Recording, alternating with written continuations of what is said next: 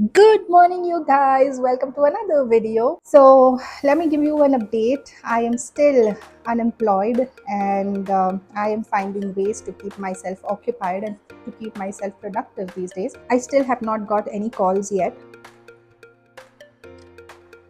So, this is a noodle that I made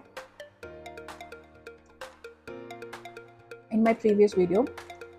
So, I just wanted to have a video where I sit down and talk to you again about applying jobs because that's where we left off 2 videos back. I still haven't got a call for interviews. I still don't have any interview scheduled. Now, here's the thing. Although I am in need of a job, everyone is in need of a job.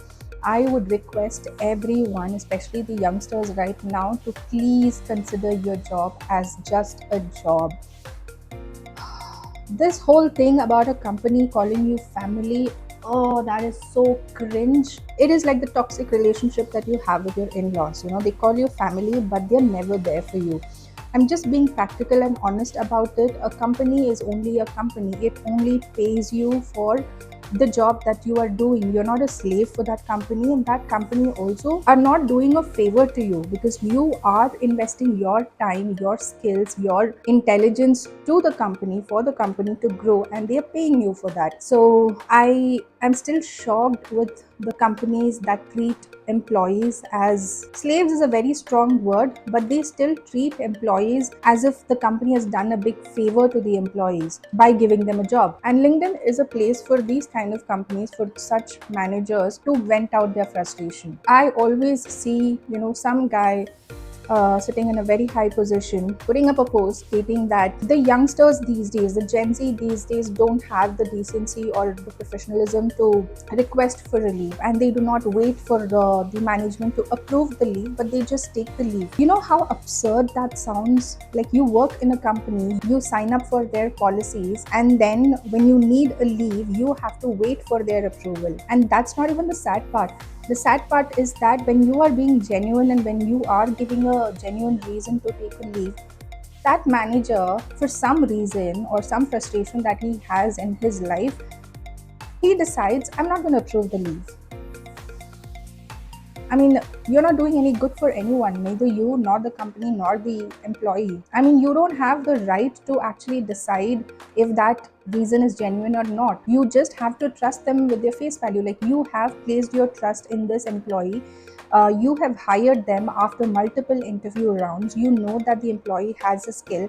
So, why is it so difficult to trust the reason that they give you? So, if that person tells you, I have a headache, I want to take leave, just grant it. You have to grant it. There is no other option in this. There is no second opinion. Why would you doubt an employee after hiring them? Now, there are employees, okay, who might make it a habit because the only reason is that they are not happy with the workplace. They are not happy with the work that they are doing. It does not mean that they are not hardworking. Okay, every single person needs a job. Every single person is in need of money. So if a person is lying and making it a habit of taking leaves, then it is a pattern. It means that they are not happy with the work. As a person in a leadership position, you have skills of people management. It is your job to identify such patterns. It is your job to sit with the employee one on one, understand what exactly is the issue. You take time, you give the employee time, and you understand with evidence what is the reason for this. Is this, again, it goes back to the very basic question, if it is a will issue or a skill issue. You identify if it is a will issue or a skill issue, and if it is a will issue, you give them a chance. You are not in a position to straight away target them and then put pressure on them. No, that does not work at all. In any situation, in any position, in any environment, that does not work. So you give them time, you take time, and then if this continues, then follow a proper procedure, put them in PIP, and then issue them a notice and then take action. Instead, when a young employee messages, I'm pretty sure senior employees don't do this because we are used to tolerating this bullshit. When a young employee asks for a leave, just grant it. It is not your job to identify if the reason is genuine or not. It's simple as that. But on LinkedIn, you see all of these managers, posting this employee does not come on time, the youngsters do not have time sense, they do not know how to manage time, they're not professional enough. Dude, gone are those days when you actually treat an employee as a slave in the company. No, that will not work. It has never worked, in fact, and it's not going to work. So if you have a generation that is not tolerating this, you have to adapt to that, you have to adjust to that. You cannot stick back to your old rules.